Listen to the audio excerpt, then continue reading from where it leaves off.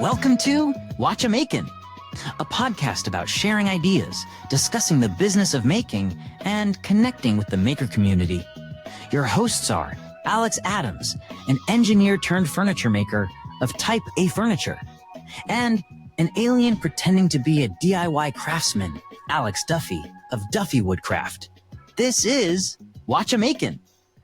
Welcome to Whatcha Makin, a podcast where we talk all about our bench, spotlight makers throughout the community, and remind you that in the UK, Royal Navy dockyards, shipbuilders used to be able to take home as much scrap wood as they could carry on their shoulder at the end of the day.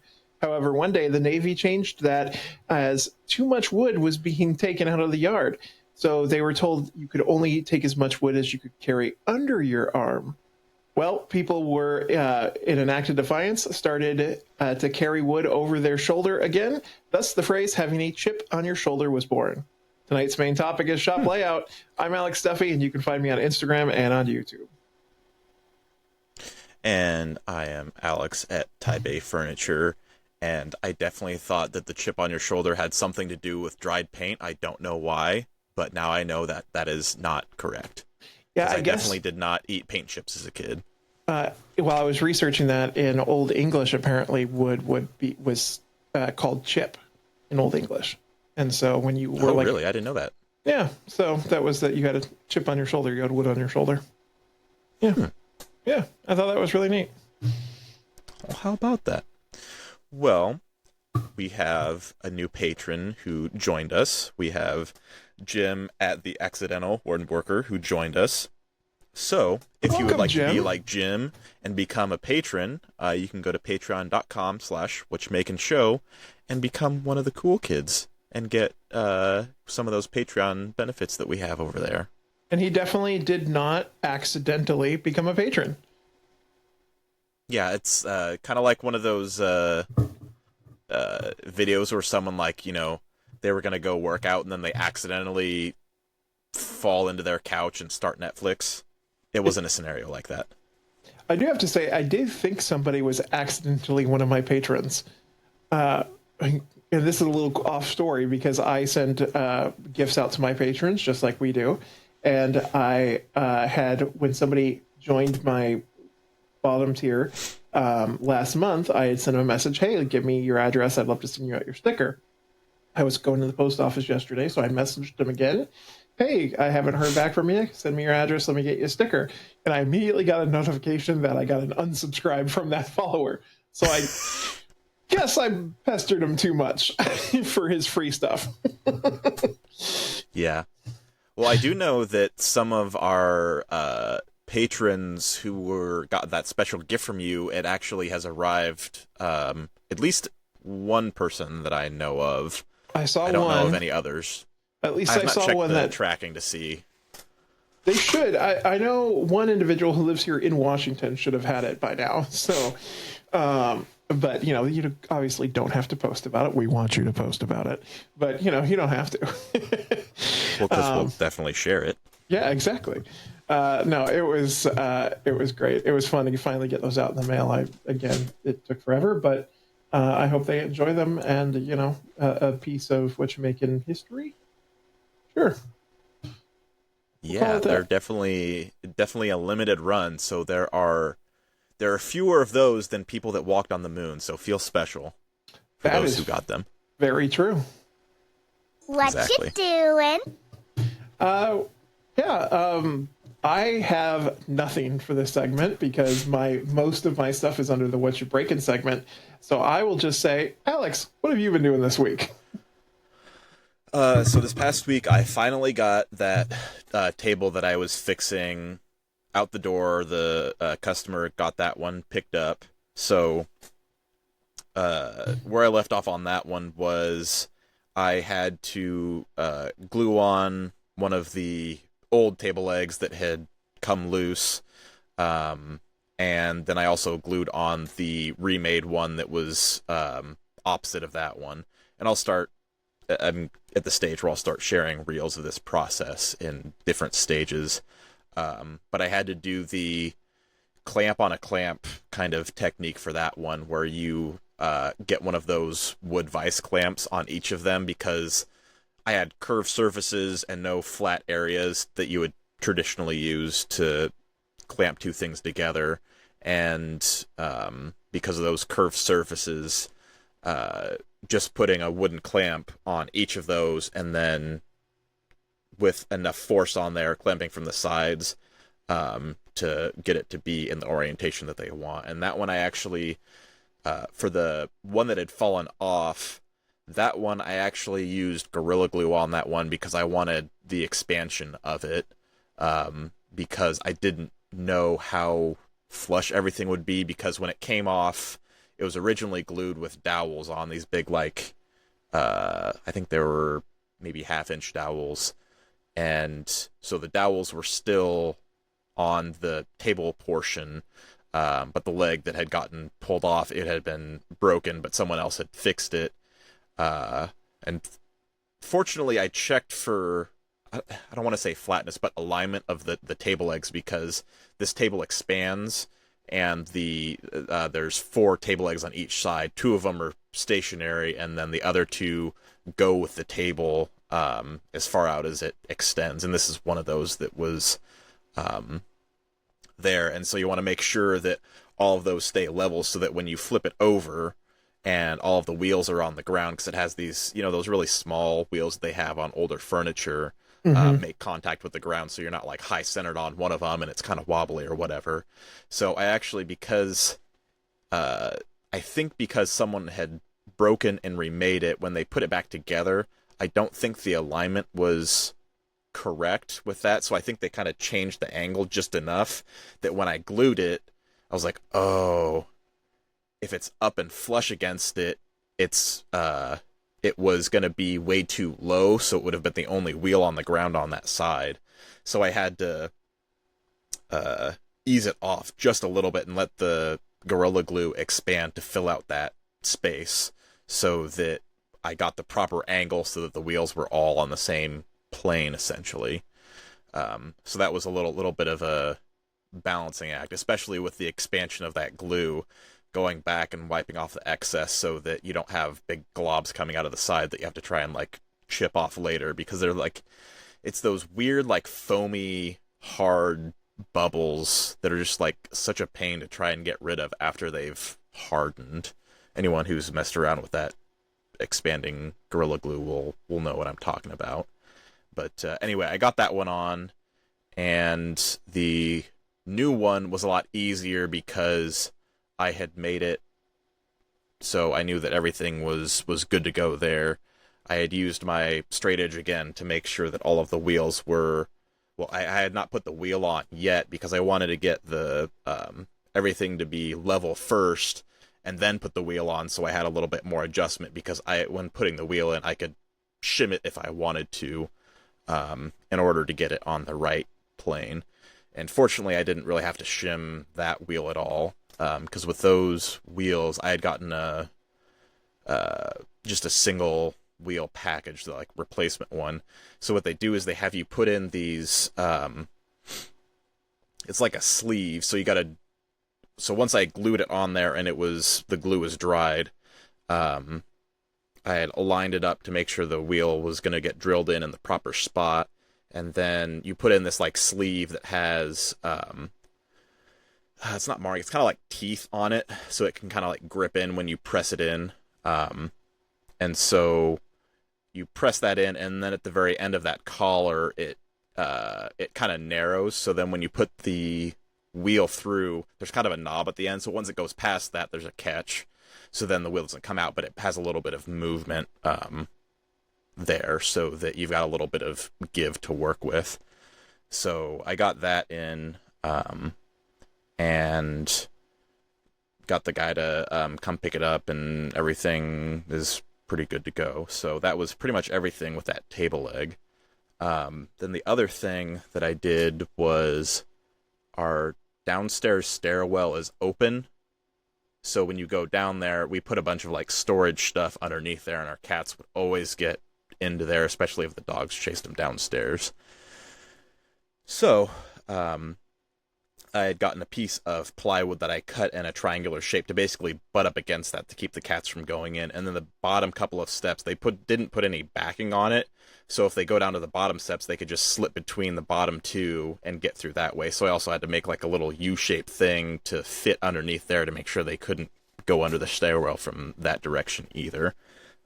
So those were like some super fast, kind of like more equivalent to like shop projects where like they didn't have to be pretty at all. The one triangular piece of plywood is like, it's held up by a just a quick clamp right now. So I should probably make a some type of a caul or like a little catch that screws onto the stairwell and then just twists over and holds that plywood sheet in place. But I'm sure that me saying that clamp being a temporary solution will mean it'll be there for a couple years before I muster up the time Just like to any do that. home project. Exactly. The temporary solution becomes the permanent solution. Oh, yeah. Yeah. And then on the 3D printing side, I've started printing a few more items for the holiday market that I have coming up this upcoming weekend. So it'll be the weekend before Black Friday that this weekend it'll be. And this one's like a local one that I think it's only the second year that they've had this one. So I'm not expecting a whole lot in terms of traffic, but it was like for the vendors who are outside, like they didn't have to pay anything. And then for the indoor vendors, like it was like $25. So it's like, you're not really out anything. This place is like a half mile from my house, so I don't have to travel really far. So the inputs into it are basically nothing. But it's only going to be from 10 to 2, I believe. So it's only going to be a 4-hour window. So we'll see what it ends up being in terms of how many people I see there. So I'll primarily be 3D prints for this one just because I just didn't end up having time to do any small woodworking items just because with other stuff that I was working on in timelines there, it's like, you know what, I've got enough from the 3D print stuff, I'll just roll with that. And even though there's stuff that would probably do well or be good, I just was like, I don't need to bite off more than I can chew for this particular show. And I already made one. You're talking like turning, like the wood ones I was making with my son? Yeah. Those have been a little bit more of a pain. In terms of like part of it is getting the lathe out to the spot where I normally am working on other stuff at that bench. So it kind of gets in the way of that workflow of other stuff that I need to be working on. So there's a little bit of that going on where it's like needing a spot to do it. Plus my son's interest has waned a little bit in that. So I'm getting a little bit of a break from there. Which just like any child. Yes. Yeah. So anyway, yeah, because we've been 3D printing a good amount of ornaments this time around for this market because I'll have most of the stuff that I've been selling throughout the year that I've known have done well, like those flagship type of items, and then throwing in some ornaments and some more Christmassy type items because I've got the holiday market and then there's a kind of a Christmas event that is, I'm trying to think, 3 or 4 weeks away. I think it's like a week and a half ahead of Christmas is when it is. So it's like smack dab in the middle of December. So that one, this one is kind of like the prep for that one because the one that's going to be in mid-December is much larger. So that's kind of how I'm looking at it. So I actually have one of the people who organizes the bigger one that's in mid-December. I was talking to them today and they're like, oh yeah, I actually have this extra like small tree. I was like, oh yeah, I'll gladly take that. Cause I was planning on having some type of like small tree to display the ornaments that way. So it's just like a 4-foot tall tree that I'll set next to my, where my tables are going to be to display those ornament type items, just because it'll be a lot more apparent when it's displayed that way of what they are, because sometimes, especially with some of those flat ornaments, they can be mistaken as like, oh, is this a keychain or whatever. I mean, some of them could be keychains, but they may not be the right sizing for that kind of Yeah, stuff. I have a little 2-foot tall lighted tree that I put on the edge of one of my tables and just put little wooden ornaments on it.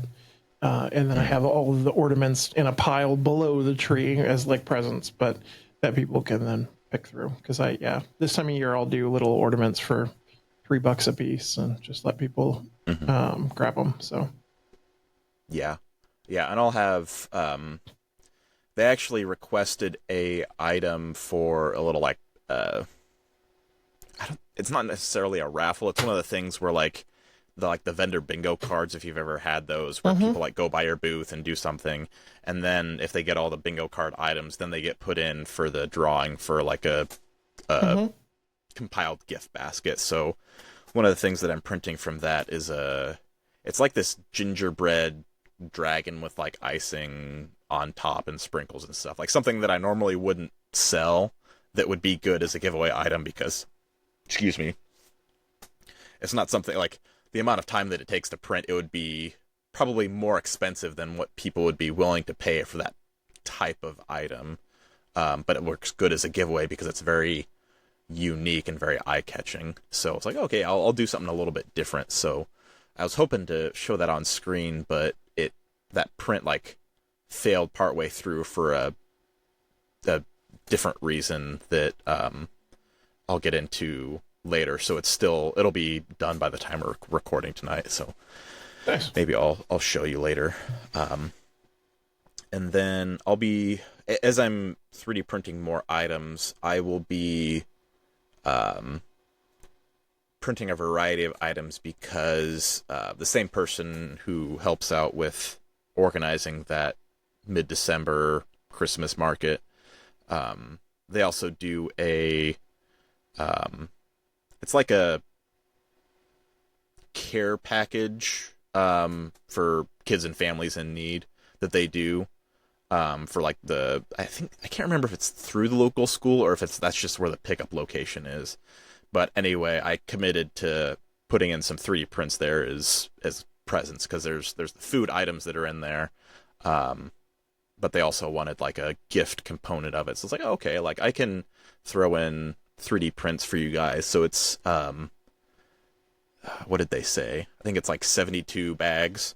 So nice. I think what I'll probably end up doing is I'll probably do 2 3D prints just because they don't know ahead of time who picks them up in terms of like boys, girls, age, whatnot. So I was like, I'll put something in there that's like maybe a little bit more what a boy would like, and then maybe one that's like more what maybe a girl would like, or something that's just kind of unisex in general, just so Whistles. that they get something. What? Whistles. Oh God, their parents would hate me so much. Exactly. It's not your kid. The gift that keeps on giving. Exactly. Let's see. I'm trying to think. I think that's everything that I have been up to lately. Do you wanna start off the next segment, or do you want me to lead it off? No, I'll go. Fix it, fix it, fix it, fix it, fix it, fix it. So for breaking, I haven't been making anything because I am tearing my shop apart currently.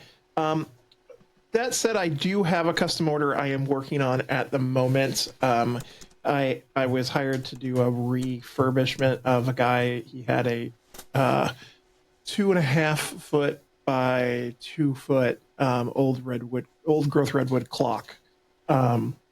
He had it out on his porch, and it fell and it cracked the epoxy on the edge. And so he's like, "Hey, can you fix it?" And I was like, "Yeah, sure, I can." It's going to be till after Christmas, but I decided to start working on it because I had some time. Not really, but I still started working on it. First of all, the epoxy this thing was made back in the 70s. So the epoxy is like almost brown at this point. So is the epoxy, it's like, did it flood to like, because it's a cross cut, right? It's a cross cut, yeah, and it's been completely flooded, so it covered everything. And okay, so there's not like sections of like clear epoxy, like it's all directly on top of wood, right? It's not like a right, but it's so epoxy is so old at this point, it's almost brown, so you couldn't see any of the wood, really. Like you could see hints of the wood, but that's about it. So I put it on the CNC, and I told the guy I was going to flood it on both sides because whoever made it the first time only flooded it on the front. And I was like, well, that's not great, because if it ever starts getting damaged or rot on the bottom, like it'll start warping and blah, blah. Plus, whoever made it never flattened the damn thing. So it was just super curvy. So I had to pull, I did some interesting shimming and everything on the CNC to flatten the bottom first, and then I flipped it over and flattened to the top. It's the first time I've actually flattened a slab on the CNC. Because usually I'll take big slabs to Creative Woodworking north of me. And welcome to my world of slab flattening. Right. But it worked out really well. So I got it sanded, and the first coat of epoxy went on today.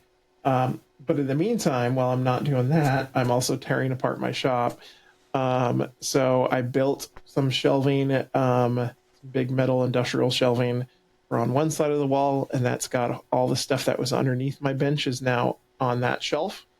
I took the lathe, because the lathe has been in the back section of which is my main workshop with the CNC. I moved that now to the front area and kind of put it off in the corner because I don't use it. I haven't turned on almost 2 years at this point. I don't do it because I have other projects I'm working on and videos and everything else. And so I'm like, it's in my way. So I moved that. So I have that space recouped now, and I'm going to put some narrow shelving there. And next I just have to clean off the bench, and then I get to start actually sledgehammering the bench, disassembling it. And then as soon as that's... Can you please recreate that one, kid who's like dancing with the sledgehammer, and then he like slams it occasionally, so he's got like the moves and he's got like the goggles on? Oh, that's a good idea. I might do that. That'll be wonderful. Like you need the same style of goggles, and then just like doing it to like the beat of some kind of music. Yeah. I'll see if I can do that. But yeah, so it's good. So the guy I had building my new mobile bench for this CNC is he messaged me. He's finished and he's delivering it to me on Friday. So I'll then move the current CNC over onto that bench. So then I can start tearing down that whole area. Is that a metal or wood bench? It's wood. Or sorry, base. Okay. Yeah. Is it like 4x4s or something, or? Yeah. And it's on 1,000-pound rated casters and everything. So, gotcha. Are they just kind of like the swivel casters that have like the little locking wheel? Mm-hmm. Yeah. Gotcha. And it's got an extra shelf underneath it for all the electronics and everything. So that'll be good once that's all said and done. And then I ordered some of the faux wood, basically flooring that I'm going to put on the wall to add some nice texture on my wall, because I'm filming YouTube videos and I don't want just the blank white, unpainted, drywall anymore. And so I thought about painting, and I was like, you know what? I really want some texture back there because it adds some depth to the videos and looks really nice. So I got some faux flooring, wood flooring, and I'm going to plank that up. Popcorn ceilings. I have no popcorn ceilings. I don't want popcorn texture, ceilings. Man. There's your texture right there. Popcorn. No, nobody wants popcorn. Popcorn ceilings, popcorn walls, popcorn floors. No, always no. Anyway, so that's So it's been a week so far. I'm exhausted. But because I'm also in the middle of market season, and I'll talk about that in the next segment. But yeah, so been building, shelving, and tearing everything apart. So real quick, back to that epoxy slab. Yeah. For the outside edge of it, did you sand that back? Nope. Did you do anything with that? I'm leaving it exactly the way it was. So it'll just drip over the top of that and just add a layer? Yeah, I'm just and adding are you just doing like to a tabletop epoxy then? Yep. Yep. Okay. Because I think they used penetrating epoxy for a coat, because after I sanded it, after I took a 1/4 inch off on both sides, but even still, there was still quite a bit that were seeped that far down into the wood, and that could just be because it's redwood and so it's porous, but it was still very, very solid. So I was like, okay, I'm just going to do a coat. So we'll see. The first coat's on it right now. It seemed to be doing fine. So I'll see in the morning how it's seeped in and how it looks. So, Because have you done a lot of those flood coated tops before, or is this a new? This is my first one. No, that's not true. I have done one before, but it was so much worse. It was the very first woodworking project I ever did. So this is 6 years later. Should have been like me and did it live while you're recording and completely screw it up. Well, at that time I wasn't doing YouTube, so yeah. So I definitely, but I have all the right things now. Like I have a vacuum pot, so I sucked out all the air bubbles out of it and everything. Nice. So that was really nice. How big of a vacuum chamber do you have? Is it just like a couple gallons? Yeah, it's a 2-gallon. So I just did the little, and because it's not all that big, we're talking like 8 ounces of epoxy. So yeah, so you just put a cup in the vacuum chamber, so you don't have to. Yeah, so you don't have to deal with it lining the whole thing. Yep. Yeah, I do. I think tomorrow when I do the next coat, I'm going to bring the epoxy into the house a few hours before, because it took a long time for it to off gas, because it was so cold to begin with. So I need to heat up that epoxy. What I've done is I've like filled the sink with hot water and then just put the buckets in there, or not the buckets, but the containers of epoxy in there, so it has some heat to get off of, or you could like whatever kind of container that you have, like a 5-gallon bucket or whatever, since water holds a lot of heat for a while. It's always a good way to do it. Yeah. So that will be my my intention tomorrow. But yeah, so that's what I've been breaking and sort of making, but breaking. What about you? So the first one, so I have to come back to the table leg that I remade, the new one. So what do you think was the thing that I was like the most nervous about with that table leg? The connector hole. The joint for the joinery or for the wheel? For the joinery. Well, that's not it. Well, fine. What was it? It was the hole for the wheel, because I was like, I don't want to drill through and pop through on the other side, right? Because it's like an air. Because I wasn't quite as concerned with the other one, just because it had a lot of material there, so I had plenty of room to work with. As opposed to the other end, it was going to be close with how deep I needed to drill, so that I had enough clearance with the shaft to the wheel. So as I was drilling, I did the little thing where you do the little blue tape to mark the depth of your drill bit. So I had drilled in, I had taken the wheel shaft, put that in to check and make sure that I had proper depth. I needed a little bit more, so I went a little bit further, and then right as I was finishing, I hold my hand underneath so that I know if something's happening, so I can catch it before it goes catastrophic. And I felt something, and I stopped, and I was like, God damn it!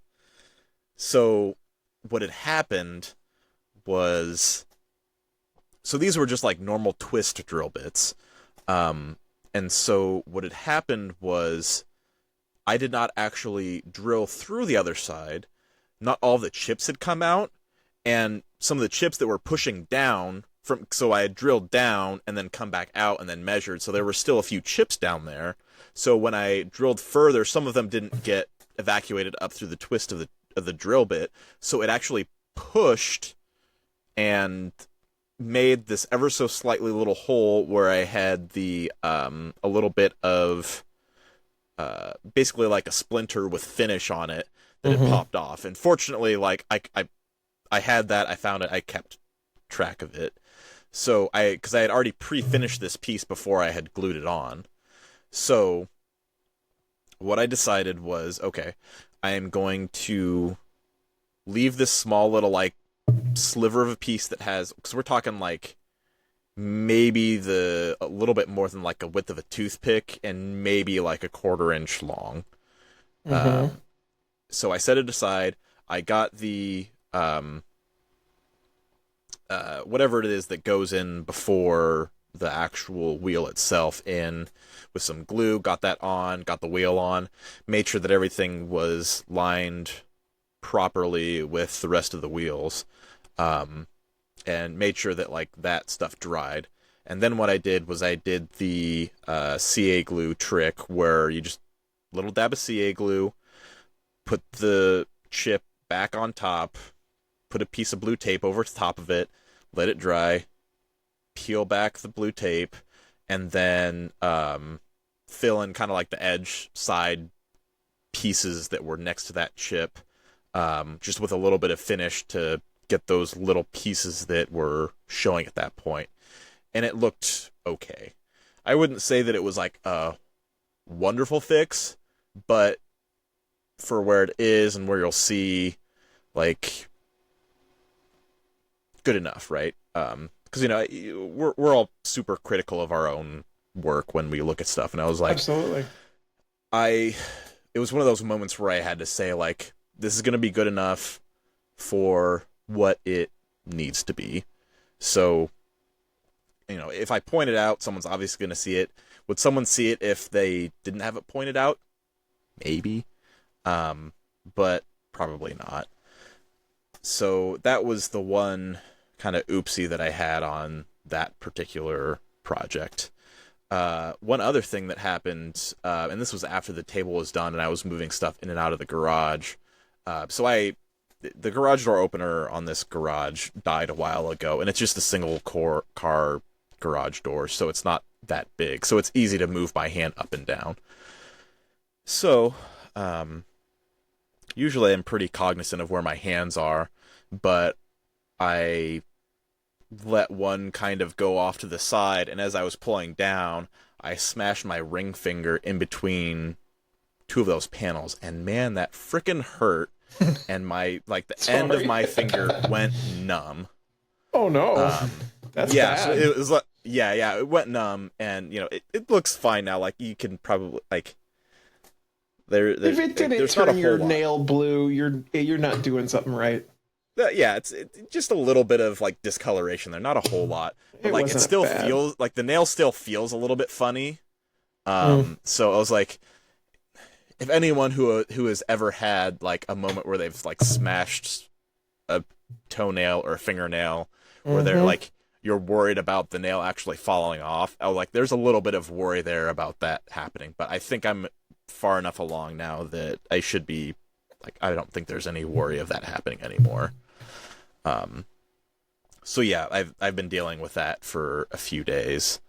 And then on the same hand, I was moving some lumber this weekend down into storage, and it was like this piece of plywood that I, like, caught just wrong between my thumb and finger, and I got a splinter that just, like, went zhoop down in there, and I was able to pull out a good portion of the splinter, but I could tell that there was still a piece left in there, and I was like, because, like, you say in your head, you're like, oh, that's just a little bit of blood from when I pulled the splinter out. Like, it's fine. We're just like, no, there's definitely a little bit of splinter in there. Because I didn't have time to get to it the same day. But then the next day when I looked at it, I'm like, yeah, it's starting to get a little bit red. Like, if I don't take care of this now, it's going to get infected and be a bigger issue. So, for those who are a little bit more squeamish, you can skip ahead, like, 20 or 30 seconds, but my method of getting out a splinter,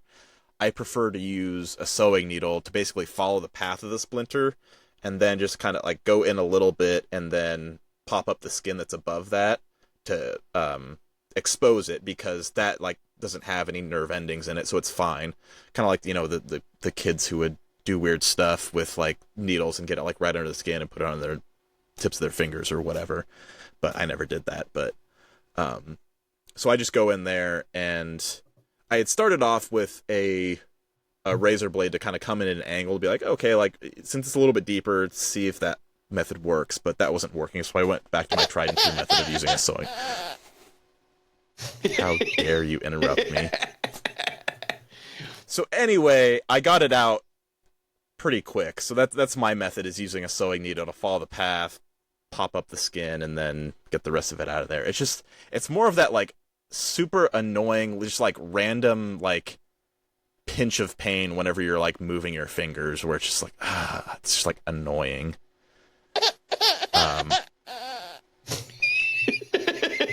How dare you? How dare you mock my suffering? Let's see. So, one of the reasons why we had boarded up that stairwell is because of cat pee. Because one of the reasons why they would go under there and they would get stuck because the dogs would be around and they wouldn't want to come out, is they would, like, pee in between all of the stuff that was down there. Because they were pissed. Yep. As they are. And one other thing that our bigger cat started doing, because, like, the litter boxes that we had, they were just like a tub, but they had, like, a cover on it to that had, like, a cutout hole, and then had a spot to, like, have the litter come back through. We actually use the, like, little wood pellets, just because I find that they are a little bit cheaper and they work just fine. Anyway, for whatever reason, he started peeing high enough to get it out of the litter box and getting it everywhere. So we had to clean up the downstairs one, the downstairs litter box, which is not under the stairwell. But it was like, you clean up this one, might as well clean up the other one, seal it off so we don't have to go back down and clean under there again. And so then I moved the litter box that's upstairs, which is on wood flooring. Uh-oh. And what do I find underneath that litter box? So we have it's like a boot tray underneath it to kind of catch some of the stuff as they come out of the litter box. Uh-huh. So my wife had cleaned around the litter box, but she had not lifted up. And I lifted up, and it was, like, black, where the cat pee had, like, soaked into the wood. So these are, like, oak flooring. So time to cut that flooring out. Oh, so I looked online about ways to remedy this, and I found someone who, what they did was hydrogen peroxide. I'm shaking my head. For those who can't see. Because I've done this. The hydrogen peroxide thing? Uh-huh. So how did it turn out for you? It didn't work at all. Really? Yeah. How did you administer it? We cut out the flooring. No, I mean, like, when you did the hydrogen peroxide, like, how did you do that? Created you just a paste. cut out the flooring and then did what? No, created a paste, and first sanded some of the flooring, and then created a paste and let that soak in for a while. I think it was like 2 days, with some lemon juice too, in the last stage to help create that acidic foaming action, and then scrub it back, and then resand and refinish. Problem is it had soaked so much into the wood, you could still always smell it. So we ended up having to cut it out and get rid of it. Yeah. So in the video from the guy that I watched, he would take paper, so, like, you'd spray the hydrogen peroxide on, and what he did was he put down paper towels so that those would, like, basically keep it from drying out, for lack of a better term. Mm-hmm.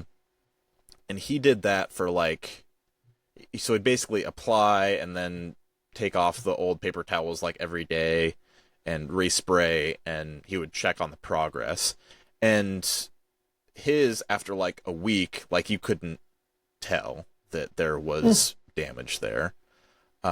So I'm not like saying that you can't tell scenario that is that I damage. It's the smell. That's what I'm talking about. Right, yeah, which is, it depends on how far it's soaked, because yeah, I don't know how much or how far that stuff soaked in that scenario of that video compared to what I have. But we'll see, because I'm going to give it, because I think I'm 3 or 4 days in now for that overall process. So I'll give it a little bit more time and see.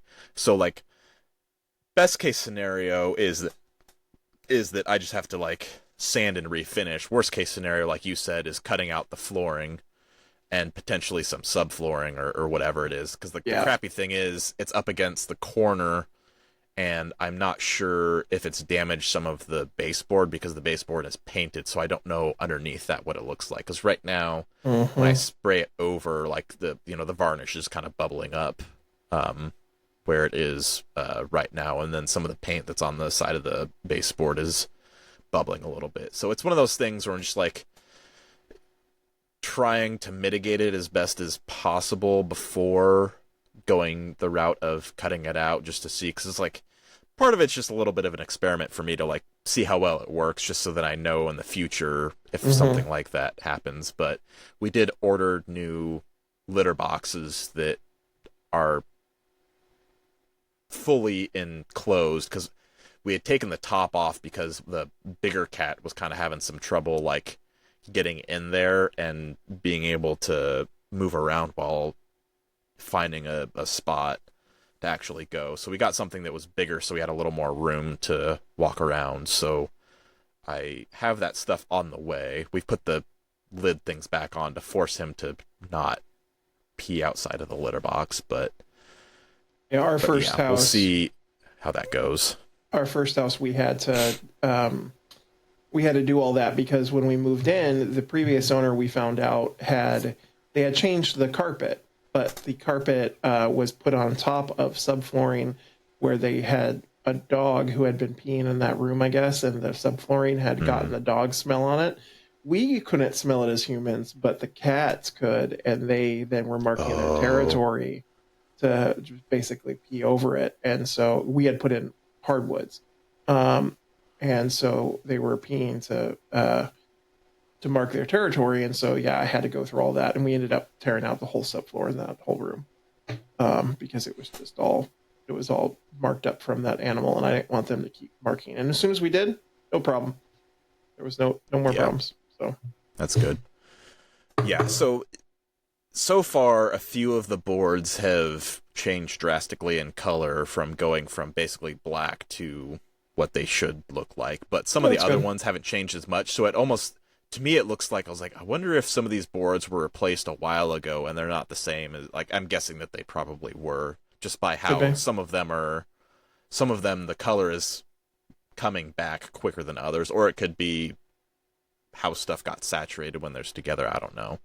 So also, anyway, that's different tree, different grain pattern, it all could be. Right, yeah, because to me it almost looked like it could have been a different species of oak. So it's slightly lighter color on a couple of them, which that would also explain if it was soaking in differently. I don't think it would be game over if it was red oak, I think. I think they're white oak, but I'm not entirely sure.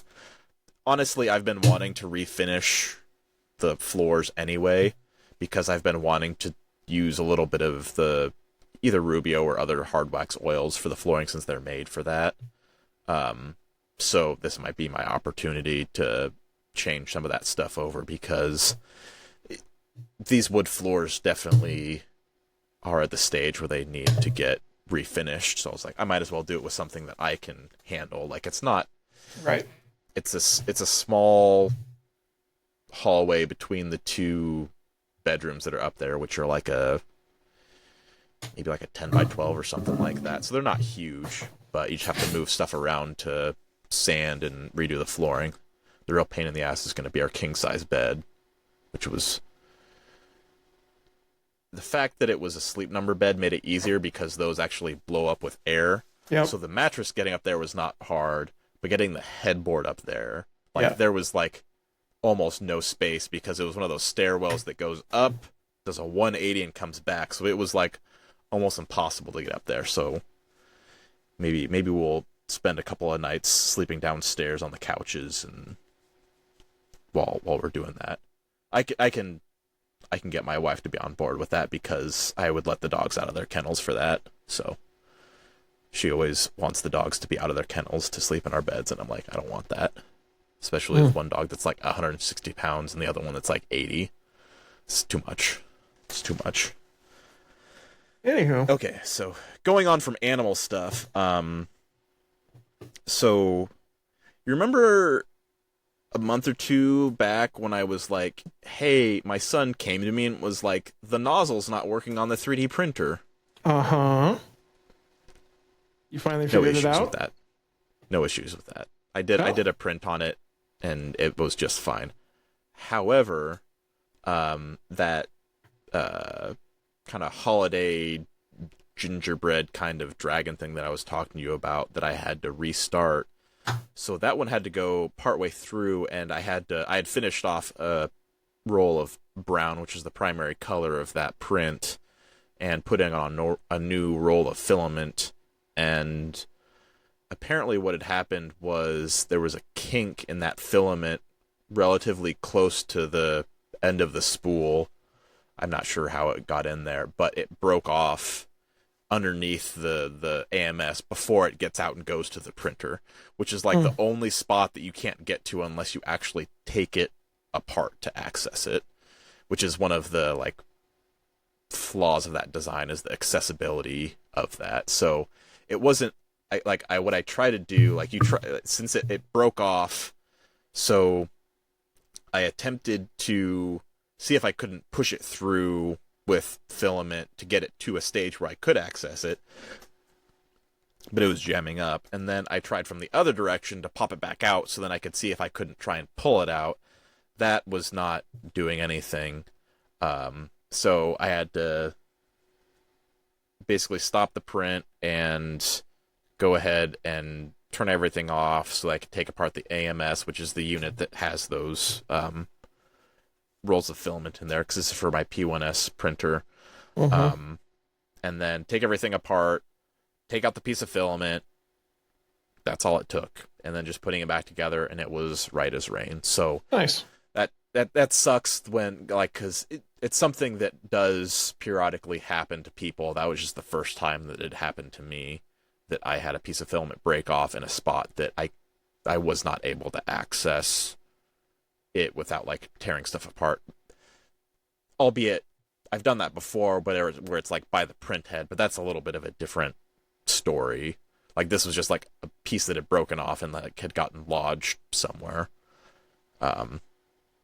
And then I also, a while ago, my son had put on a refill of a 3D print spool, back onto a spool, but he didn't quite do it right, because what you're supposed to do, there's some bands on it that keep it from like uncoiling right away, because you take it out of the package, put it on the spool, tighten the spool down, and then you take off the little plastic bands on it. What I think happened was, I don't think he twisted the spool on quite all the way, and then when he took off the plastic bands, it expanded just enough that the spool couldn't stay together, and then it kind of started unweaving on one side, and then that filament essentially starts digging into the spool, and then it can't turn. So I manually unwound that. It was basically a fresh spool, so like a full kilogram of filament onto another roll of filament just by hand, just because I was like, I'm not gonna get, because this is the first time that's ever happened to me in the over a year that I've been 3D printing a bunch of stuff. So someday I'll get something for like unrolling spools or whatever, but they're just way more expensive than it takes for the, like, how long did it take? Maybe like an hour and a half to like unspool it.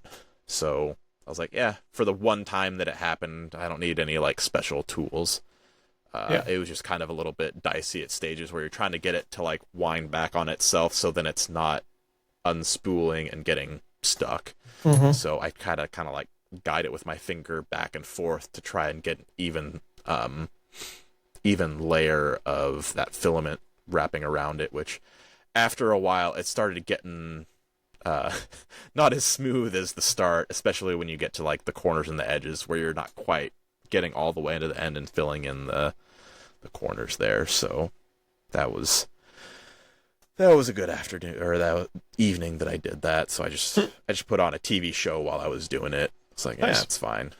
I did film it, but the one camera died partway through, so I don't know if I have all of the footage of that, just to annoy people that I did it by hand instead of using a machine or something. It's like, yeah, whatever. I'll film it. I'll post the reel eventually.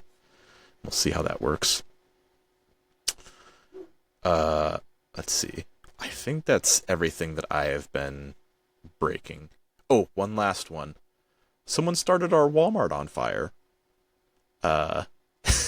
And it was you? So, no, it was not well, you me. said this is what I've been breaking section, so you know. No. They know the person who's responsible. So like for some reason someone decided that they wanted to set a fire in the fabrics department. And so I think it was enough to like set off the sprinklers and everything. So our Walmart has been closed for like 3 days now as they're trying to like get everything back together. So we're back into being a not so big small town without our Walmart to stake our claim on. Because the funny thing was, my mother-in-law had called my wife and she's like, "Are you at Walmart right now?" She's like, "No, I just got back from there." She's like, "No, someone lit a fire in there." So my wife was there like 10 minutes before it happened, and fortunately did not have to deal with all of that stuff. So I will say that the funniest comment on one of the posts where they had a news story was, they're like, "Oh, Walmart's having a fire sale." Mm-hmm. Oh, come on, that one was Here comes good. the money. Here we go. Money talk. Yes, it was a good joke. Okay, so what you selling? So my second craft fair of the season was this past weekend. It was the big casino event at A Casino in Richfield, Washington. It was interesting. Overall, I'm happy. Things went well. It was a good event. But it was not as good as it was last year, unfortunately. So it's a 2-day event. It was Saturday and Sunday. We got to set up on Friday, which I absolutely love. And I've told that to the event people over and over again. I love that they let us set up Friday, because as somebody who brings big pieces and heavy things in and sweats like crazy, it's so nice being able to go home, take a shower, and be refreshed for the morning, and to be working with customers then. But so overall, everyone I talked to said attendance was down. I came in, so last year this was about a $6,000 event for me. I came in just around 4,500, so about 25% down for the year over year. Now, that said, we're in a very interesting time of the year right now. It is the holidays, people are shopping, but we did just get out of the longest government shutdown of all time. So federal workers are still recovering from that. You have SNAP benefits, which affects 1 in 5 Americans. So there's a lot of struggles this year. So I'm very thankful for everyone that showed up and purchased, and to get to this number as it is. I'm very thankful. So I want to start by saying that. Now, that the weekend prior to this, the first one, like I said last week, was my record weekend. So a record for a high school event. So overall, I'm only down $400 for the year so far. So that's not bad considering everything. Very interesting. My top sellers so far this year have been my D&D dice boxes. I started the year with 60 of them. I'm down to less than 15. And my pocket cribbage boards, which were a very last minute addition, I made 30 of them and I have 1 left. What do the dice towers sell for again? Dice boxes, not towers. Boxes, sorry. Yep, they sell for 35, and the pocket cribbage is 20. So they're small gift items, but I mean, most of my things are $40 and under. There's only a few things that are more expensive than that. But those have been surprises for me as my top sellers, because their dice boxes did not do well for a couple of years. So had a break, and I didn't display them last year. And so I brought them back on a whim this year, and they happened to be the bestseller. Like I said, the pocket cribbage is my first time making these small ones. So, so that was very interesting. And I've been going through all the math and the numbers, and been interested to see how things are doing this year. Definitely the trend is smaller items are selling more than larger items. But last year at this time, I had already had to remake my big aggravation boards, and I've only sold one this year so far. Last year I had only made 8 to begin with, and I sold 8 in the first 2 weeks, so I had to make more. So there's definitely a push this year to only smaller items. Now, that said, also some of the items I was hoping that were going to do really, really well haven't done very well either. So like on smaller items, like my coffee scoops, which always sell crazy, I've sold like 4 this year so far. So I think everybody's got a coffee scoop apparently in my mind, because nobody's buying them. Toaster tongs are doing really well. My herb strippers are new this year. They're doing really well at a small price. But my bookmarks, for example, are not selling so far this year, which they've always been a top seller. So again, is it that the people who are interested have purchased? Who knows? So there's a lot of information I'm doing to kind of see where things are going with the selling trends. But overall, I'm very happy with the event. I gave a lot of feedback to the marketing manager. The biggest one being my position I was not pleased with, because I had ordered 2 8x8 booths to get the end cap positions between 2 of the main aisles. Well, I guess a lot of people asked for those this year. So she moved me. They basically created an extra end cap, and that was what the spot I got, which was you have the 2 main rows going vertically, and then you also have the 2 aisles on the top and bottom, and 1 main aisle in the middle. And I was hoping for the main aisle in the middle to have that end cap. Well, between the top and the middle aisle, they created on my row they basically made a gap and put me there as an extra little end cap. The problem with that is because it was right in the middle, nobody wanted to stop and come into the little row to see what I had to offer. Oh, because they were still trying to keep moving. Yeah, so the main flow of traffic went vertical up and down, and so they would only see half of the booth on either side and never make it to the middle of the booth. Actually, Saturday after the first start of the session, and I noticed this, I immediately started moving some things around, and then Sunday morning we did a complete overhaul of the booth and moved a ton of stuff around to try and get the best sellers on the edges, so that way we were getting people to see them and purchase them versus because people just weren't making it around the whole booth. So all of that said, I'm still very happy with where we ended up. Could have been better, but could have been a lot worse.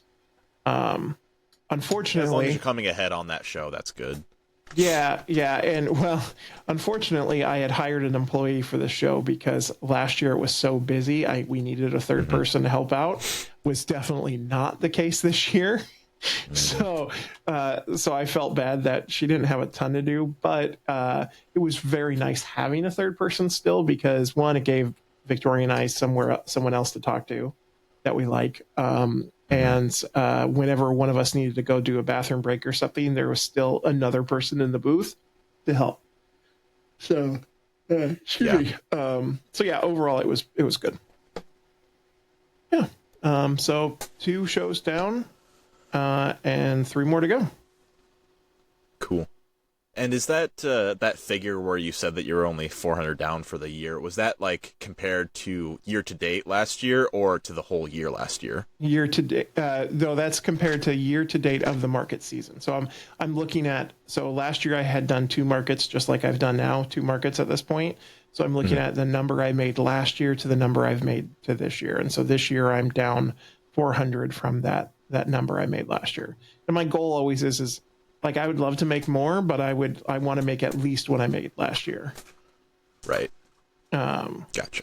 Because that's how I budget this coming year of product I'm going to make, trips I get to do as far as like going to maker camp or other things. So that's how I get to budget that. And so, yeah. So anyways, that's what I have been selling. I assume you haven't had anything this week because your market's coming up. How dare you assume that I haven't sold anything? Well, you also don't have even though anything it's in the true. notes. So, yeah, I've got the market coming up this weekend, which I'm not expecting a whole lot off of that, just because it's only a single day and it's only a 4-hour window. But it's gonna be, this place is only like a half mile from my house. Because I'm in one of their outside booths, I didn't have to pay anything to be there. I'm more of a draw just being there for them.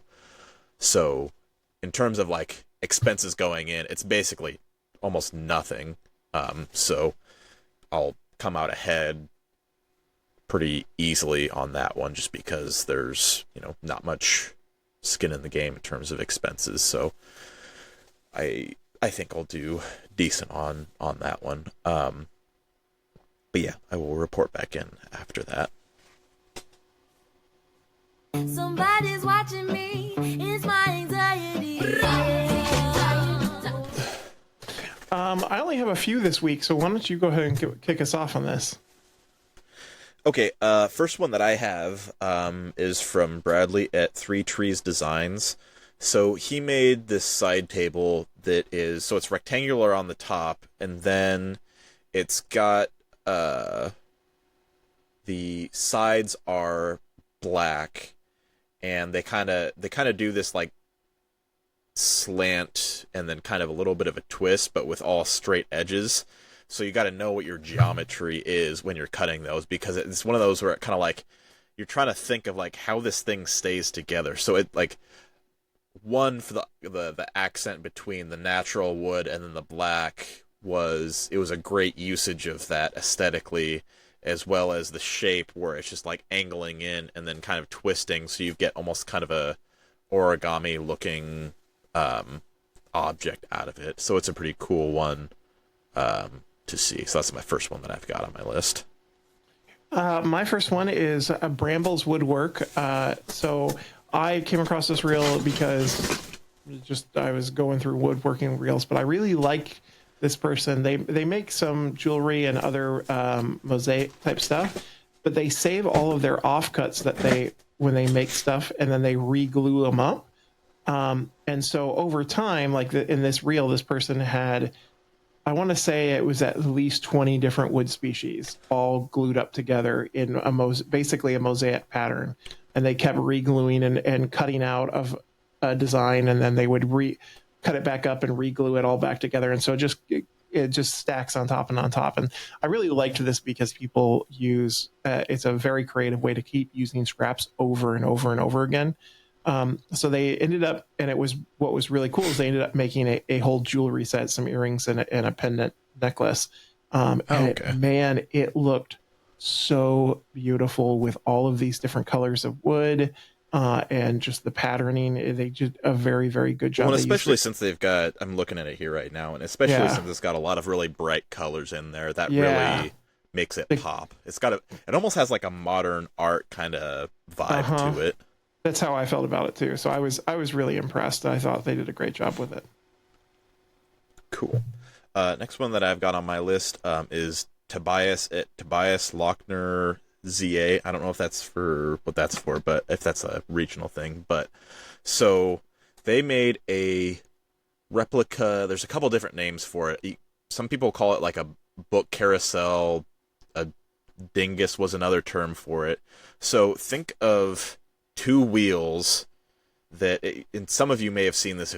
I'm sure it's been on a few Reddit posts where essentially you have multiple books open and you can rotate this in front of you so it rotates to the next book. So it's like having multiple tabs open, but with books. So they did this replica version of it. And these just big wheels so you can have large books that rotate through it. And it's just really, really cool looking at some of that like old, nice crafted designs where it's just beyond just function, like people design stuff to make it look elegant. So you don't see very many of those, let alone someone recreating one of those. So I just thought that was really cool because not only do you have something that you're recreating, but there's a lot of moving parts with it, which can present its own challenges as you're building something, especially since there's some brass and other materials that were worked into there. So I think it was I think there were several other people that might have been involved in the build of this, whether some people were more on the design side versus some people more on the building side of it. But overall, it ended up looking really, really nice. Nice. My next and unfortunately last one for the week, because I have been so busy, I haven't done a lot of time online, is Sketch Art 88. This is a spray paint artist, actually. So not a woodworker, not a 3D printer, or anything else that we normally shoot out, but another maker, of course. So doing spray paint, and man, was this real incredible. So you know the scene, You Shall Not Pass from Lord of the Rings. The guy did an amazing spray paint version of it, and it looks incredible just as it is. It's so layers upon layers upon layers. But at the end of the video, he walks in and turns off the lights, and the dang thing glows in the dark too. And it's like a whole nother painting under UV Way light. to spoil it for me. Oh yeah. But like it was just super impressive because you don't see any of the glow in the dark aspect as he's making it. So all of a sudden, then he just turns off the lights and it glows, and it's like, oh, it's so pretty. Yeah, it looks incredible. Yeah, that's amazing. Right? It's really good. So, anyways, that was. Yeah, it makes me think of. Oh, did you get any of the Northern Lights here recently? I'm sure we did, but it's cloudy in Portland, so we got gray lights. Oh, okay. Yeah, because the reason that I bring that up is that the glow in the dark had some elements of that, and we got some of the Northern Lights. We got some of the greens and then some of the red hues, which I never thought that I would see the Northern Lights in Nebraska ever. I didn't realize that it could reach that far. So anyway, that's my little side tangent. But it's also a little terrifying that it did. It means we were that close to a global catastrophe. That's how. I mean, for those who don't know, the Northern Lights are generally always around. They're created by solar wind and the particles coming off of the sun. But when we get events like this, where the sun, where you get Northern Lights this far south, it's because we got hit with a solar flare, and that solar flare, all the energy and particles push the Northern Lights farther down our magnetic sphere. We got hit with the low-level X-class flare, but not even a direct hit. It was an offshoot. If our planet had been 3 more minutes down its path, we would have had a direct path. And when an X flare hits Earth, it would rip the magnetosphere off for that time. And when it does that, all of our satellites, all of our power grid, all blow up. Because it happened, in the late 1800s at some stage, I think. Yeah, there was one big one, but it only affected, telegraph lines, which were not... It's called the Carrington event because the guy, the telegraph director Carrington at the time, is the one who coined it. And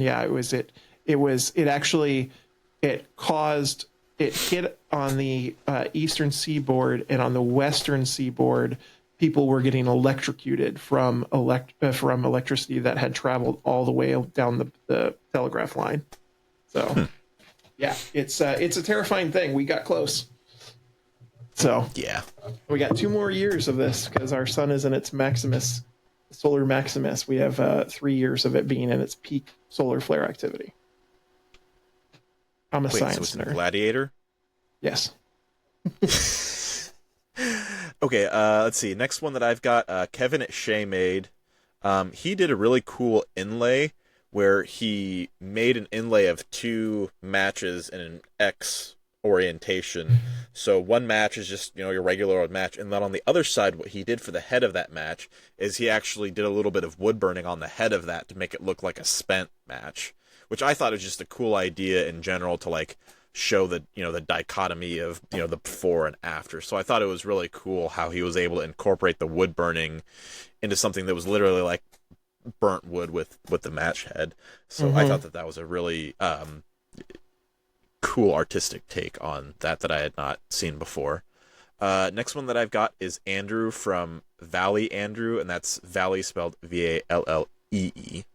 And they made these hyper-realistic three-dimensional leaves that if you probably would have set them down in a pile of other leaves, you probably wouldn't be able to pick it out amongst the other ones because it was like that well done with just how they did the geometry and the three dimension of it, because it looks exactly like the red oak leaves that I get a lot of in my area. We get a lot of red oak and we get a lot of silver maple in my area. So because it looked exactly like some of those red oak leaves, it definitely caught my attention. And then the last one that I have, I am going to completely mess up this name because they're out of New Zealand. Finzarby Richwood. Zarby Designs is the name of their company. Their Instagram handle is Finzarby, which is FFINNZARBY. That's how I pronounce it, so you did a good job. Thank you. I do word good for engineer. So, there you go. So he made this bench that had this bent wood aspect of it that was, I don't know, maybe like 2 inches in diameter. So it went from one side of the bench, kind of came up from the ground, kind of went along the length of the bench, and then at the other end of the bench came up, and then essentially like looked like a palm tree, for lack of a better term, where it was essentially like blooming. So I don't know if this was some type of flora that was indigenous to New Zealand, like a specific type of plant or something like that. But it just looked really, really cool how they brought that artistic element of, whatever plant it was that they were displaying in there that was integrated into that bench. So I love when people put in those like organic shapes into pieces, just because it adds a extra layer of fun when it comes to both making it as well as admiring it, like not only the craftsmanship of the bench itself, but the artistic aspect of them putting that palm tree like plant in there. So that's all that I have for what I have been watching. You smart to upgrade your pod racer. You live longer. So let's talk about shop layout. That was the great Zabulba, right? Yes, that was. So I am tearing apart my shop for the third time, which means I will have the fourth layout of this shop since I started. And so we thought it would be a good opportunity to talk about doing some shop layouts. So I do have to say, talk about Anakin's shop layout. Is that why you put Zabulba in there? Well, your hobby is your pod race, or his hobby was pod racing. Our hobby's woodworking. You're smart to upgrade it. Yeah. I couldn't find a good anything else for it. I found it like construction sounds, but nobody wants to hear that. So we went with pod racing. Anywho, so I know that there are a lot of people in videos out there about shop layout. I do have to say, the amazing Wood Whisperer, he did, besides all of his shop layout videos from the gazillion shops he's owned, he also did a whole shop tour series last year of medium, large, and small shops. And if you get a chance to go back and look at those videos, there's really great because you get to see all these different layouts that people do, and I can't recommend that enough. Before you go in and watch these, just keep in your mind that some people have probably spent 20 to 30 years putting these shops together. Oh yeah. So don't feel like if you've just got your shop together that like I should be at this level. It's like, well, if these people have been acquiring these tools and making changes to their shop to get it to be pristine and nice, because I remember watching a couple of these videos and myself being like, why don't I have a shop like that? I was like, well, it takes time to get to that stage. Exactly. And I do, and that's kind of where I'm at too, is like, okay, I upgrade every year. I upgrade a little bit more into the shop. And so I rearrange some stuff and make it a little bit more efficient for me. And that's basically where I'm going at, is like, for me, as my hobby and business has grown, I'm having to refine my layout over and over again. So when I first started woodworking, as I've said, I started in lathe work. Well, that's not serving me anymore because I'm not doing that. I'm doing other stuff. I'm doing CNC, I'm doing YouTube, and so on. So my lathe has now been moved out of my shop because I don't use it. So it's being stored until I get a larger space where I can actually have a dedicated space for it. But I would say if you have the space, leave a little space. You don't have to have giant open areas, but leave a little space to move around and to grow. There's part of the problem I'm having right now, why I'm tearing apart my bench, is I'm tired of it being a catch-all for everything. And it's because I didn't create any space to grow into as I got new machines or new hardware and stuff. So it's just been piled on piles because I haven't got any room for it. So if you can, leave a little space to grow. Yeah, that's where I'll start. That makes me think of like a dresser where it's like, if you add a few more clothes into your dresser, like if you've got a drawer that's got shirts, and all of a sudden, like, you could fit like 20 shirts in there, but you get 5 more, and it only fits when you haven't done laundry. But then once you've done, caught up on laundry, and then you're trying to shove stuff in, it's like, okay, that's a signal that you need to move around and change stuff a little. Otherwise, you're always going to be fighting, and in my case, shoving shirts down to try and get your drawer to actually close. And that shouldn't be a friction point that you should have to endure on a frequent basis. That, like, people don't realize sometimes how much of a mental load that can be, where it's just like fighting against small stuff like that all the time until you don't have to anymore, and you're like, oh, it's much easier to do things now without this like extra stuff to like walk around or try and find something that gets lost because it doesn't have a place. Yep, absolutely. And I know one of the things that Mark Wood Whisperer has always talked about is go with the flow of how you work. So if you open your garage door and the first thing you do is break down sheet material, have your table saw right there, and you break down or if you are breaking down hardwood, have your chop saw. Like, there's just, you let your work design create the flow. So you're moving around the shop in an organized manner versus ping-ponging back and forth between machine to machine to machine.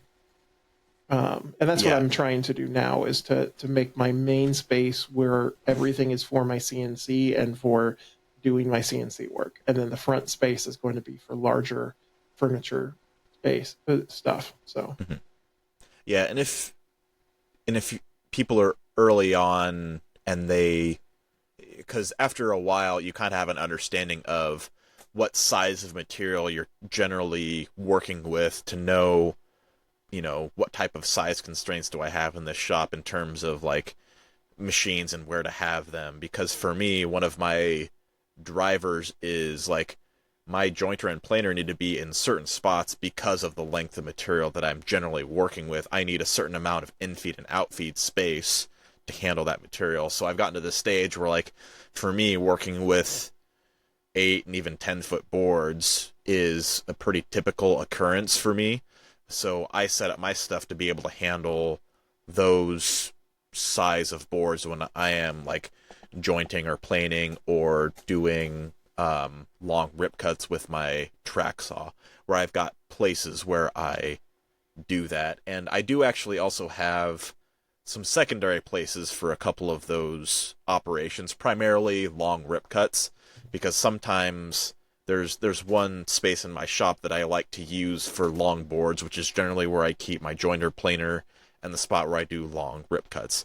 Now, sometimes if I've got several boards that I'm doing that stuff with, that area can fill up. So I've got a secondary space on the other side of my basement where I also will I'll set up some sawhorses to do some long rip cuts as well if that area fills up. So sometimes I don't think it happens a lot, at least for me, but it happens enough that it's an issue where I need to have another spot to do an operation when stuff is in progress. Because if you're in the middle of several projects, like you've got materials that are somewhere in your shop that are taking up space, so you need to have room for those on top of, maybe the new stuff that you're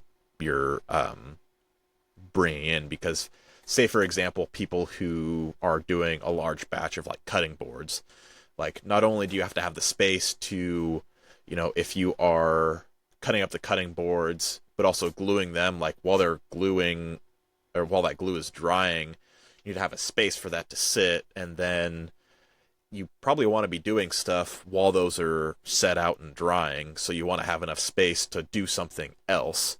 So sometimes you are rotating some of those flat surfaces so that, say you've done all of your rough milling and you're not using your jointer anymore, and you use that as a surface to kind of stack some glued up boards that are done, obviously not while they're dripping wet, 'cause that would be terrible for your jointer to have little glue pieces that you'd have to chip off. But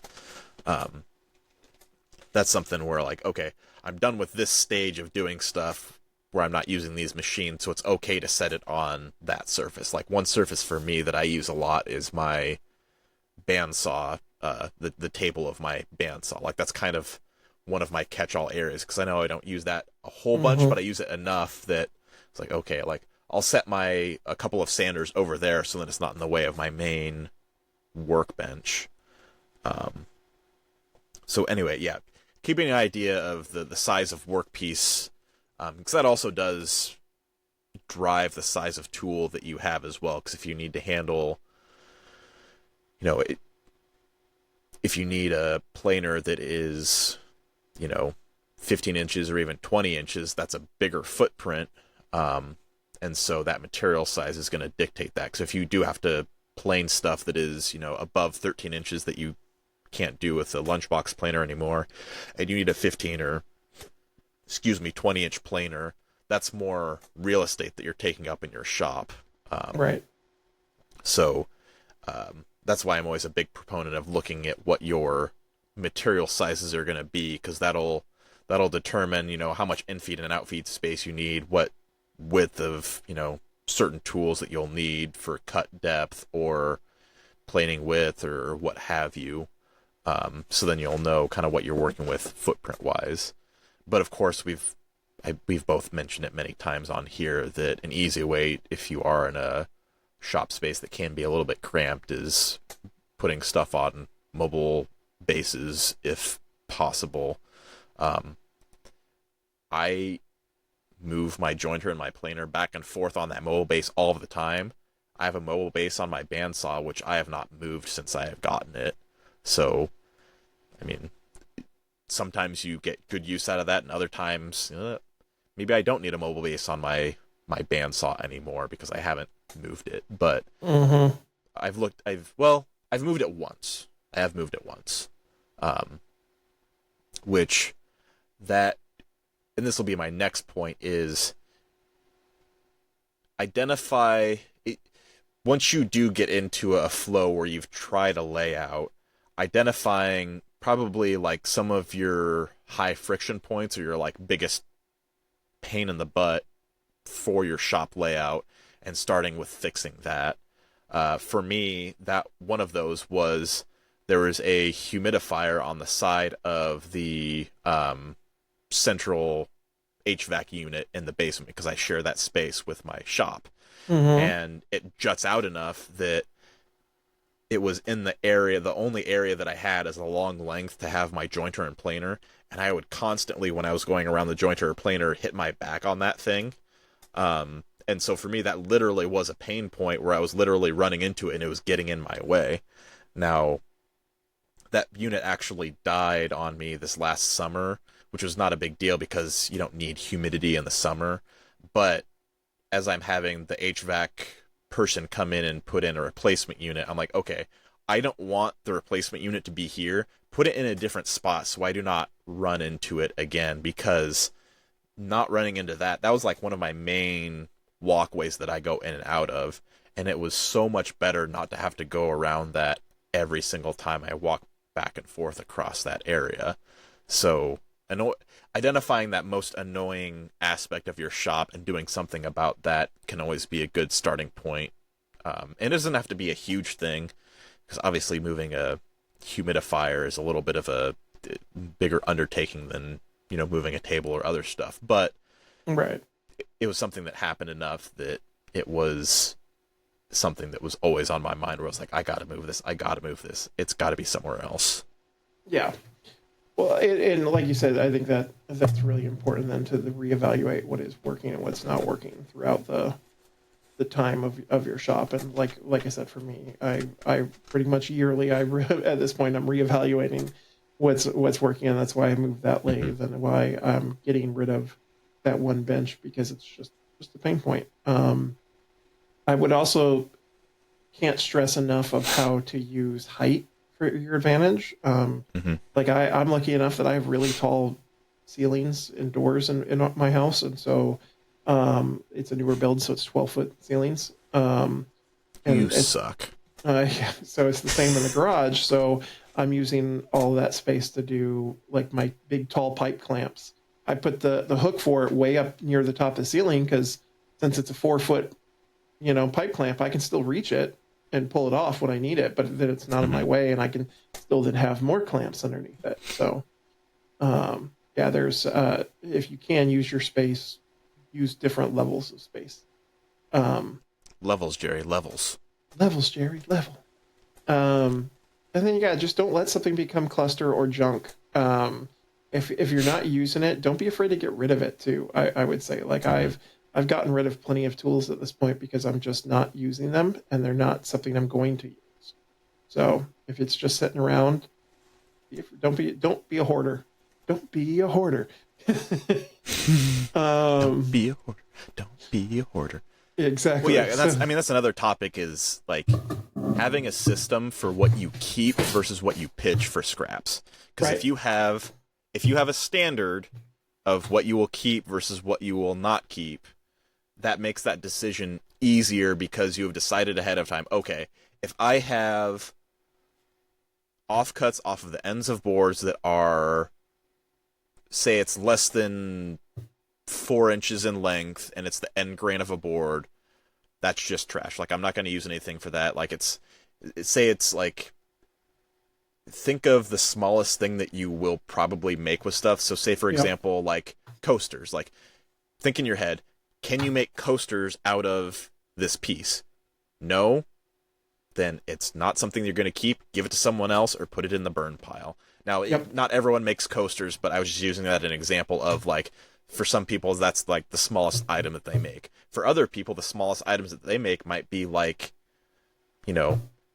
table legs or drawer fronts or other stuff. So their scraps might be bigger. It's the same thing with, like, if you look at people who do timber framing, like, their offcuts are going to be huge because they work in large dimensions.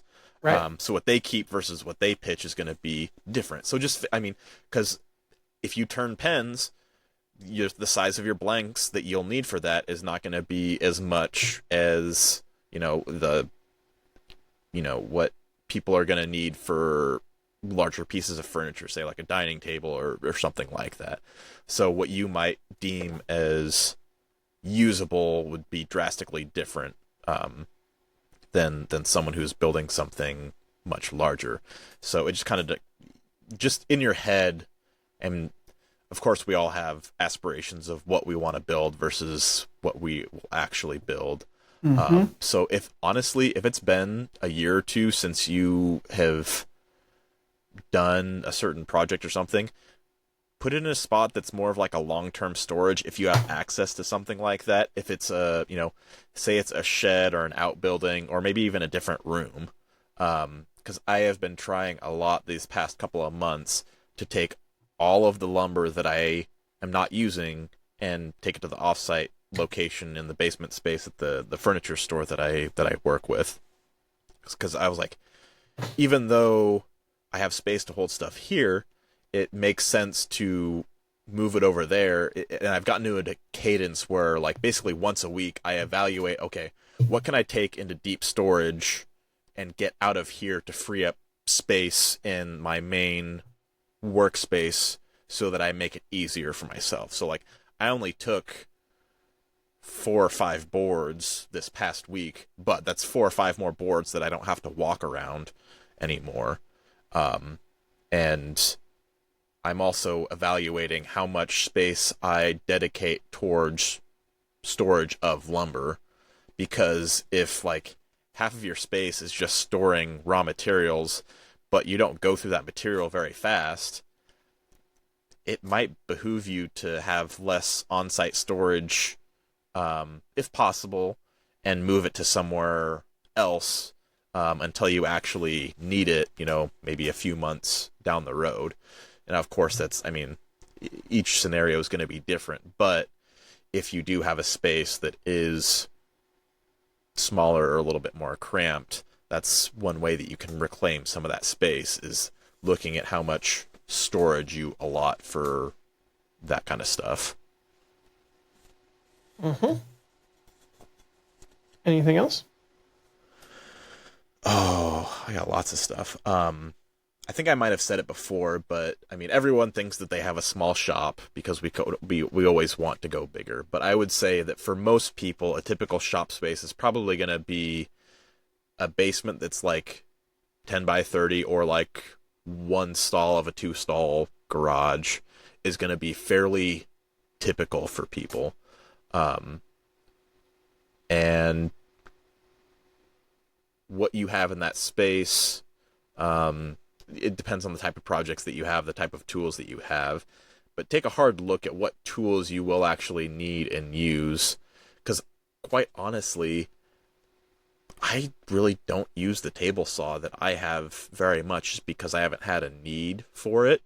And honestly, I'm like, okay, if I can free up that space, does that allow me to, at some point, add a CNC for that space that would be able to help me do more? Because there are a few tools that I've gotten with the intention of doing something with them that I just haven't used. The table saw is one that I don't use a whole lot of. I do actually use my bandsaw a decent amount, so that one has earned its keep. I'm trying to think. I need to get my drum sander up and working again, because it's been, the top has been open behind me for a while, because as long as this podcast has been alive. Yeah, it's been sitting there for a little. I've used it a couple of times since we've been recording, but my original intention was, when I had larger glue ups, I could run through and take care of the glue up on there, but I haven't gotten it calibrated to a point to be flat to a certain level of accuracy that I need for those bigger pieces.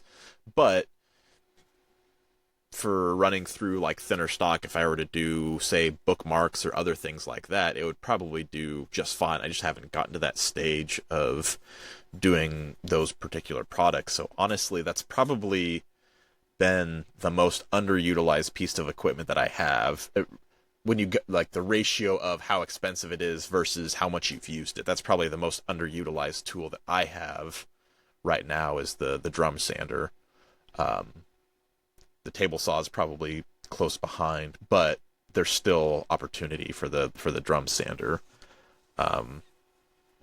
to actually earn its keep. And another thing to look at for your space as well is and you alluded to this early on with Mark looking at kind of the life cycle of a project in your space. I think that works to a certain degree, but if you're in a single person shop that is small enough, sometimes everything is like within arm's reach anyway, that it's not moving super far. So once you get down to like a certain small size shop, like everything is like turning around, and whatever you can get to fit is like you're just happy with that at that stage. If you can get it so that it's coming through like an assembly line, that's ideal. I have a little bit of a system with mine just because like my jointer and planer are in the same spot, because I need the infeed and outfeed there. And then I have the other side of the basement that generally I'm not doing a lot of cutting or stuff, but that's like my overflow for like sanding, sawing, finishing, that type of stuff. Like I'll use that space for it. And right now I've got 2 lumber racks on that side that I think I'm looking at consolidating, for the reason of I've been utilizing that offsite storage space for that lumber, that I don't think I need quite as much of that storage now. But I do also need to, I desperately do need to actually build a scrap lumber rack to keep some of those pieces, because right now I've kind of got, like, I just kind of stack scraps on top of stuff on that lumber rack as opposed to actually sorting them based on what I can use them for. Because I'll still keep scraps that are, like, long and skinny offcuts that are, like, from live edge pieces of boards, because they work good as, like, stirring finish or whatever, but I should probably group them into a similar spot that works a lot better to, like, access them, because as of right now they're like scattered all throughout the shop, and even like in our laundry room that's close to our basement, which my wife is like definitely annoyed by, that stuff kind of reaches out there. But I do have hopefully it's supposed to come this weekend. It's gotten delayed, I don't know how many times, but I have some more metal shelves on the way to get some stuff off of the flat surfaces that are in my shop that end up using like, or don't always have like a home, and just kind of like end up in a spot where it's like, oh yeah, I know this thing is over there, it's always sitting on top of XYZ, but as soon as like stuff starts piling up, it's hard to find things. And then when it's hard to find things, that's when you buy duplicates, and then you are actually spending more money because of the clutter that you actually have. Been there. Which, yeah. And the other thing too is that the type of storage you have in your shop, if it's something that is like an open shelving versus like closed cabinets or drawers or anything like that, can come into play depending on how dusty your workshop gets. Because like if you're someone who does a lot of turning or like shaping or that kind of stuff, you are going to have so much sawdust in your space that if you have like open shelves, it's either going to always A, be caked in dust, or B, you're going to be cleaning it all the time in order to like keep stuff from like getting rusty. So keeping in mind a few of those operations, like if you're one that's like generating a lot of sawdust, because like occasionally because I've got some pegboard on the side of my wall that like it's good, but the stuff that's on there gets caked in dust when I need to like say, for example, sometimes what I'll do inside is I will shape and simulate a live edge using one of those Kutzall extreme discs, and that will put sawdust in the air everywhere. And that's like, I'm wearing my full face respirator as I'm doing that, but it makes more of a mess that I have to clean up later, where it's like, it's easy to like wipe off shelves or like cabinet doors, but for those tools that are like on that pegboard on the wall, like, well, I could spray it with like an air gun of some type, but then it's just in the air again, and then it's just becoming more to maintain. Because honestly, especially for those who are just on the hobby end of things,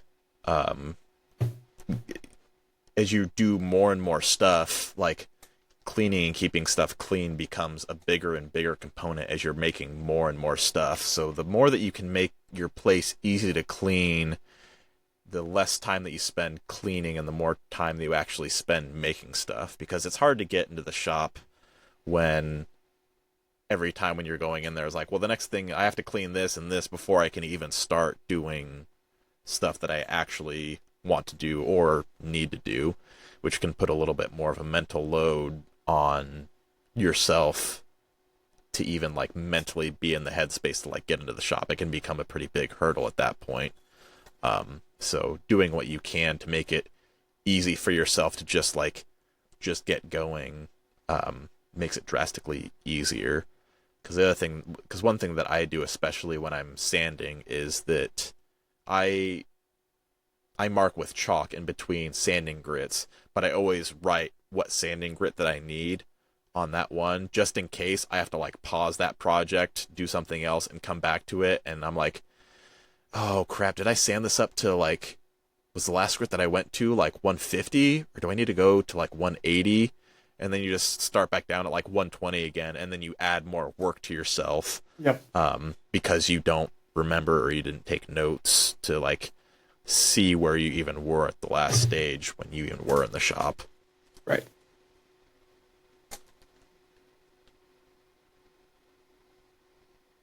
Do you have more, Mr. Alex? I'm good.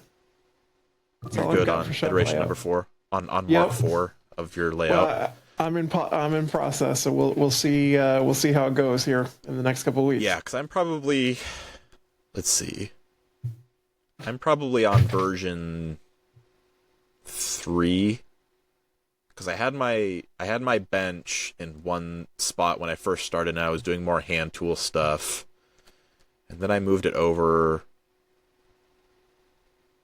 Yeah, I think I'm probably in like the 3rd version of my main shop space right now, which there will definitely be more to come. There's more upgrades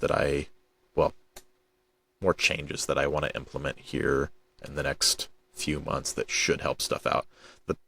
The big one here is all of that shelving that I'm getting in, that I will hopefully organize the garage space so I can have more stuff in here that I don't use quite as often to clean up the main shop space. Nice. So, With that, Good news, everyone! take that, AWP. well, let's see. By the time this is coming out, make sure you're paying attention to Instagram and all the places you get your maker news, because Black Friday deals will be coming out from everybody. Definitely. So make sure you're paying attention to that. I am not running one this year, so I'm too busy.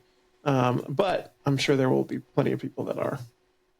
Yeah, and that probably, it depends on the type of maker, because I've seen posts where people are like, yeah, like I already put out my best prices, so I don't really do Black Friday stuff, because we already try to give people the best deal. Whereas sometimes if it's someone who works with a manufacturing component where it's churning out and they get to a certain stage where, yes, we can offer Black Friday deals, or if it's like plans or like digital media, sometimes you've got more opportunities for sales to happen to access the whatever products they are. I will say, I do know my friends over at Next Wave will be doing a Black Friday sale. So if you're in the market for CNC, make sure you go check it out. Yeah, definitely for like your larger tools. If you have been eyeing a larger tool for a while, now is the time to check the price to see if the price is right. And you don't have to buy it, but if it's a good price and you've been a good boy or girl, then I'm sure Santa will allow you to get that on their behalf. And there was some other news. Yes, so on the 3D printing end, Bamboo does do Black Friday deals. They already started theirs. But they did also, it's not available in the US yet, but they've got it available, I think, in some other regions, their H2C printer. And the big claim to fame on this printer is that for anyone who does do 3D printing, generally speaking, purging the 3D print when you're switching between colors has been a big waste factor, as well as a time sink as you are doing 3D prints. And so this H2C printer, what it does is, so anyone who's aware of the Prusa 3D printers, they have like the full like print head will change out in order to change between colors is one way that they're doing that. Bamboo's answer to this is the actual hot end, the actual like nozzle. They're able to switch that component, and so it moves off to the side next to the build plate, and one of those hot ends pops up and then essentially snaps into place, and then it uses induction heating in order to heat up the nozzle for you to go back to your other color, other filament, what have you. And so it'll be, it's on one of their higher end printers at this stage, where it's probably going to be the, like, from what I've heard from other people, it'll probably be over the 2000 mark for once it does get released into the US market. But it'll be definitely a lot faster for like multi-material or multiple color prints, as well as using a lot less filament. So even if it's something that you're not able to get into now, the technology is now getting there where it's getting much more efficient. But if you're still getting into 3D printing as like an entry level, the Bamboo A1 is a great start, because it's essentially a bulletproof printer. It's got 4 colors, and it's relatively affordable and super low maintenance. So they still have a range of options where you can get into 3D printing for less than $1,000. So there's definitely a lot of opportunities there to get into 3D printing and work your way up to more efficient and faster printing if you get to that stage. Perfect. Alrighty, well, we will remind you again, if you head on over to patreon.com/Whatcha show, you can become a patron of the show and help keep this show going, help us cover all of the normal expenses that come with running the show, so that we can keep on producing it for you guys. And I hope all of you have a wonderful, enjoyable Thanksgiving. Yes. And then on that note, In case I don't see ya, good afternoon, good evening, and good night.